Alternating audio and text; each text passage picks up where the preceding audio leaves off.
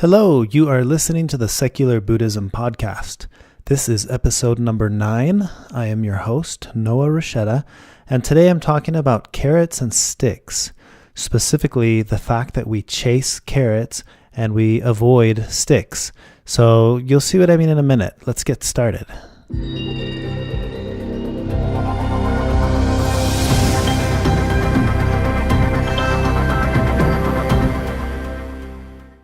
Now, before we jump into the topic, this is a friendly reminder that the Secular Buddhism podcast is produced every week, covers philosophical topics within Buddhism and secular humanism. Episodes 1 through 5 serve as a basic introduction to secular Buddhism. So if you're new, I recommend listening to the first 5 episodes in order. All episodes after that are just meant to be individual topics that you can listen to in any order. And remember, the Dalai Lama says, do not try to use what you learn from Buddhism to be a Buddhist. Use it to be a better whatever you already are. Keep this in mind as you listen to and learn about the topics and concepts that we discuss in this podcast episode. And if you enjoy the podcast, please feel free to share, write a review, or give it a rating in iTunes. So now let's jump into this week's topic.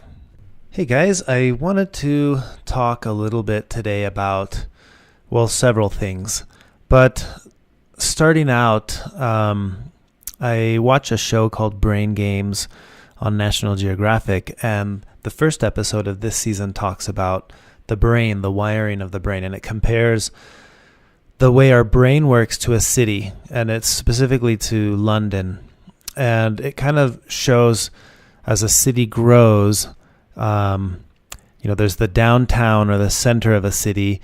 And then as the city grows, it expands, and then you add highways or bridges or other suburbs or neighborhoods. And the idea here was that no matter how big the city gets, the downtown is still the same. That's the old part of the city. The buildings are generally older. The streets are laid out in a way where that's just how they are. They're not going to change. And it talks about how our brain is very similar in the sense that as our brains have evolved, there are aspects of how our brain works that are hardwired, and they're very, very old, ancient. It's the ancient workings of the brain. For example, the habitual or instinctual habits that we have to seek reward or to avoid punishment. This concept of chasing carrots or avoiding sticks. And it's hardwired in us in a very old part of the brain that comes from an evolutionary standpoint. This is like the reptilian part of our brain. And that's why, at one point in the evolution of our species, there was a time when getting the right reward, finding the right food or accomplishing the hunt, our life depended on it. And then on the flip side of that, the avoiding the stick, there was a time when if you were to be driven from your group, from your in-group, that meant life or death. So the hardwiring that exists in our brain that is old as old as human beings are, and even older because it goes into how we were wired that way from an evolutionary standpoint before we were even human, you can start to see the remnants of that way of thinking in our day-to-day life. It can be that if someone cuts you off on the road, the habitual reactivity is to treat that like a life and death thing. You're suddenly full of rage and you're angry, almost like you would be if somebody was trying to kill you or somebody were to say something to you. If a stranger came up on the sidewalk and insulted you, wow, that's like life or death. The reactive part of our brain treats that like life and death, no different than it evolved to treat certain scenarios that way. And it can activate the fight or flight mode. And it's just important to know that that's how the brain works. By knowing that we're hardwired that way, very much like a city has downtown, and that's just how it is, our brain is similar. Our brain is wired in a way where there's a part of it that still functions that way, and it treats everything life or death. It treats everything like we're chasing the carrot as if our life depends on it, or we're avoiding the stick as if our life depends on it. And I think it's interesting to be able to take some time and just pause and think, what are the carrots that I chase in life? Or what are the sticks that I try to avoid in life? And I treat these things as if my life depends on it. And it can be comical to analyze these scenarios and think, wow, I make such a big deal about this. And really, I shouldn't. And then to recognize, but I can't help it. That's just what happens when I react. When we go into that reactive mode, we have a very old part of the brain that's taking control of your emotions and your actions. And that's why it's, first of all, important to know that that's how the brain works. Second of all, it's important to learn how to throttle that or to control it. That's where meditation comes in. And in past podcast episodes, I've talked about the importance of mindfulness. Mindfulness is the exercise that gives us the ability to observe things as they arise and to simply observe them without having to react. The reactive mind would be like monkey mind or the reptilian mind. That's the instinctual part of us that treats everything wrongly as if it were a matter of life and death. But we can train our mind because it's grown, just like the city. There are new highways. There are new parts of the city that where commerce works. Our brain is the same. There are other parts of the brain that work pretty well that can throttle and control and say, hey, wait a second, you don't need to react about this. Meditation is a form of exercising those parts of the brain so that when something does come up, rather than reacting, we can pause and just observe and recognize, oh, wow, that's what's happening. Okay. And going back to the example of driving in your car, if somebody were to cut you off, the instinct is there. Immediately you're going to feel anger or aggression, but you can pause for a second and then smile and think, oh, how funny. Who would have ever guessed that you could get so mad because somebody cut in front of you? So what? Okay, now I'm 10 seconds behind the schedule that I was on. What difference does that make? If we know that that's how the mind works, we can look at that reactivity and say, oh, there went the reptilian mind kicking in. Okay, I'm good now. He's fine.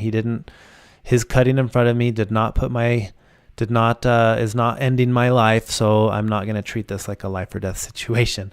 And it sounds comical to even have to talk about it that way, but notice next time you're in that situation or any other similar situation, how we really do treat things like life or death. If somebody were to insult you, that's a matter of life and death. If somebody cuts in front of you, that's a matter of life and death. I might be losing my job, that's a matter of life and death. Everything is treated like it's just such a big deal. Well, that's because we're hardwired to think that way. So maybe take some time and think about, what are the carrots that I chase in life and what are the sticks that I'm avoiding in life? When we recognize that our hardwiring is what makes us be that way, we can have more compassion towards ourselves and recognize that's just how we are. I don't have to treat that like that's wrong and say, that's something I need to change. It's just recognizing you don't change that. That's like downtown in an old city. That's just how it is. That's how human beings are. That's how our brain works. But we can have compassion in that moment. What you try to do is you catch yourself. So this would be the analogy of the two arrows. The first one happens. You can't control that. You've been struck by an arrow and you cannot do anything about it. The second one you do control. And that's what you do with the moment that you're struck with the arrow. What are you going to do with that? And going back to the example of the car, somebody all of a sudden cuts you off. Boom, there's the first arrow. And you might have an emotional reaction. Whatever happens with that, you're still under the reaction of the first arrow. Now, if I decide to make that personal and say, how dare this guy cut me off? Doesn't he know who I am? Or anything that I start to add to that story, there's just what happened is one thing. The story I'm going to add to it determines if I'm going to get that second, third, fourth, or however many arrows of suffering I'm going to compile on top of the first arrow. Those are all self-inflicted because there's what happened. And yeah, it made me upset and that's it. It can end right there and you go on, or you can start to feed that and then you start getting hit with that second, third, fourth, however many arrows that are completely self-inflicted. Now I'm mad because I've been personally offended. Or doesn't he know I needed to be at that meeting? Now I'm going to be late. And you start compiling all these new layers of suffering on top of the first one. And the first one was the one that you can't control. It's just what happened. It's everything that you add to that you can control. So in what other ways do we go through life reacting to the arrows that we're struck with, and unfortunately reacting in a way that it causes more arrows of suffering to hit us?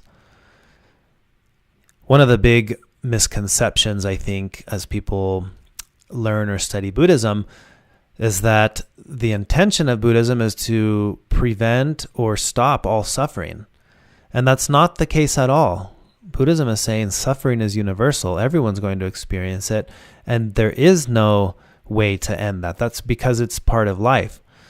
So when you recognize that, then what's the point if I'm just going to suffer?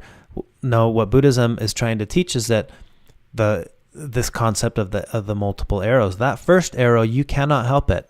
Life is going to throw arrows at you. In one of my earlier podcasts, I talk about the concept of walking on a trail at night and somebody comes out dressed as a bear and they're going to scare you. If you know that's what's going to happen, then as soon as it happens, you can recognize it. You'll still be startled, but you'll recognize, oh, okay, I knew this was going to happen at some point. So now the aftermath of that initial scare is significantly reduced, and you recover from it much quicker. Well, applying this to this concept of the multiple arrows, it's similar. You know that the first arrow is going to get you. You're going to be hit by arrows at various stages in life, and you cannot do anything about it. But now you immediately know the follow-up arrow of suffering, if you're going to experience that, that's on your own because of your lack of perspective and understanding what's happening. When we personalize things, when we make meaning of things, add to the story, that's when we start to experience the second level of suffering, the second arrow.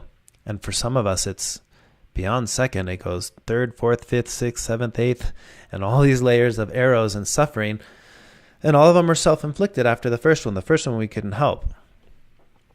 So I would invite you to think about that for a little bit and imagine, in what ways do I add multiple layers of arrows after having been struck by the first arrow?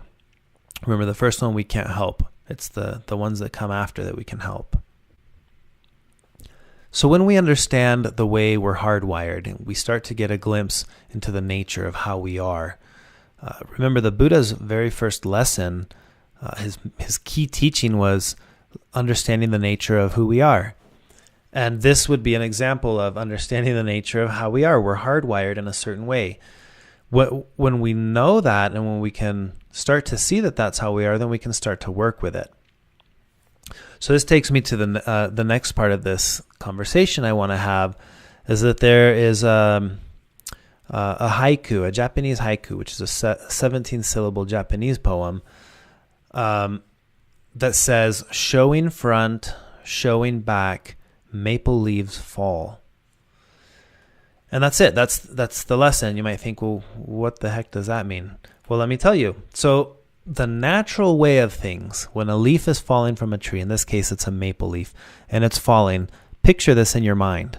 Does it just fall straight, or is it kind of drifting, showing the front, showing the back as it naturally falls? Well, the idea here is that we should be as maple leaves. That when we fall, we show front and we show back. But for us, in reality, we try to put up a front, right? And we only want to show the front. And there's no need to show what's going on in the back. And if we were to live like maple leaves, we would understand that there is no front and there is no back. There's just the totality of what we are. There's nothing to hide.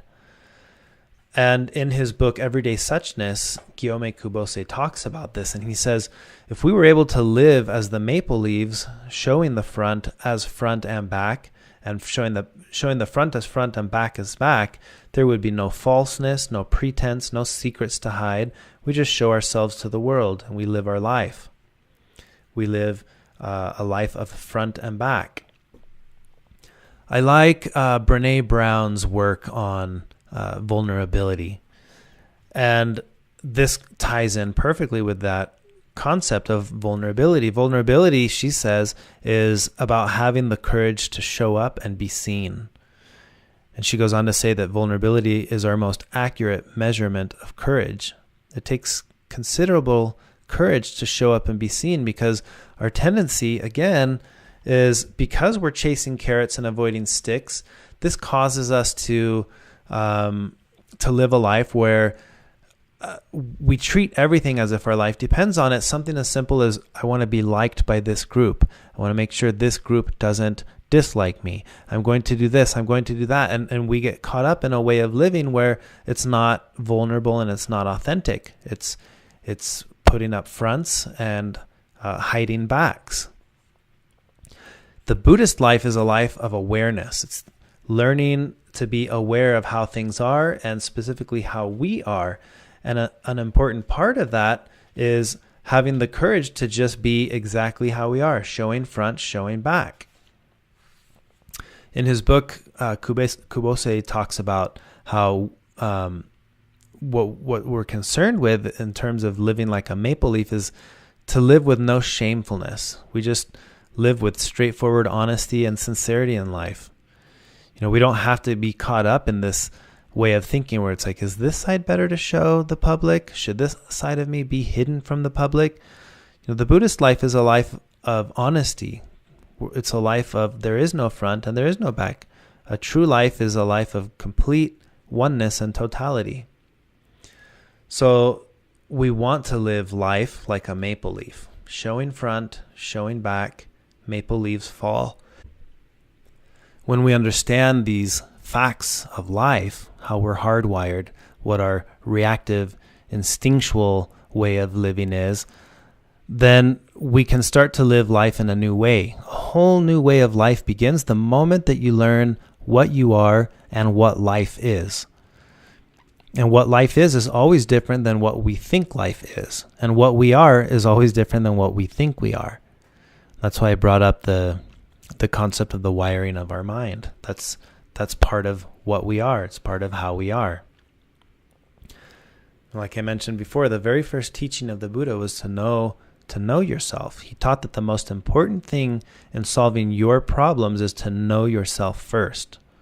And that means knowing what you are. So hopefully this week you can have that in mind. The hardwiring of the brain, the downtown part of my brain is evolution. From an evolutionary standpoint, it's what reptiles have. It's what the donkey has that's chasing the carrot. It's what the donkey has that's trying to avoid being hit by the stick. We're no different. That part of our brain is no different. And try to notice in what ways does that hardwiring show up in day-to-day life. When something pops up, how is this a stick or a carrot? And am I really instinctually treating this as if my life depended on it? And I think you'll be surprised to find that how easily we do that with everything. Being in line, getting stopped at a red light, somebody cutting in front of you, the risk of losing a job, or whatever it is. Notice how the hardwiring part of the natural part of you that's hardwired to think this way treats everything like it's such a big deal. And see if you can pause for a minute, take a break, and recognize, let the newer part of that city, the newer, more evolved part of the brain, take over for a minute and just pause and not have to react. There's that gap between what happens and reacting. And it's in that gap before we react that the more evolved part of the human brain can take over and say, oh, I don't have to react this way. My life's not in danger. This isn't that big of a deal. Try that this week and see if that's something that you can work with. See if it's something that you can notice. And I think you might find on certain occasions how comical it can be to have instantly been carried into this place where we were reacting in a way as if our life was in danger. And then you can look objectively back at what it is that happened and realize, wow, that's incredible that something that minor and insignificant was causing me so much stress or so much anxiety because my poor reptilian mind was thinking that my life was in danger. And then have that compassion for yourself, knowing this is how we are. This is part of being human. This is part of the evolutionary process of being human. And you can have compassion for the downtown part of your brain, the reptilian part of the mind. And then try to extend that compassion out. And when you do something, next time you accidentally cut someone off, and then that person immediately pulls up next to you and flips you the bird, you don't have to react. You can know where they were coming from and smile and say, wow, I'm sorry. I didn't mean to activate the reptilian part of your mind that made you think your life was in danger. And I'm not going to escalate that, because I know I probably would have done the same thing. It's a really powerful thing to be able to know even a tiny aspect like this of how we are and what makes us do the things that we do. And then you can have compassion for yourself and extend that compassion to others, because now you know a little bit, you have a little bit more of an understanding of the hardwiring of the brain, and have compassion for the reptilian part of our mind, the reptilian part of the brain, the downtown part of the city. Those are the thoughts I wanted to share with you guys in this podcast episode. I hope you enjoyed that, and I love catching myself activating the fight or flight mode in my own head for silly things, and then realizing, oh wow, that's just what we do, and trying to pause in that gap between what happens and the reaction to what happens. The whole key is finding a gap in between the two that allows you to stop and pause and then actively decide rather than just reacting. It's when we react that we get ourselves in trouble, because that's the older part of the brain that reacts. So if you can catch yourself before the reaction, the majority of the time you're going to be able to react in a way that's significantly more helpful than allowing the older part of the mind to just react and be instinctual. And I promise you, for the vast majority of these things, if not all of them, your life really isn't in danger. It's not a matter of life and death, even though it can feel that way. So thank you guys, and I will catch up again next week with another podcast episode. Thank you.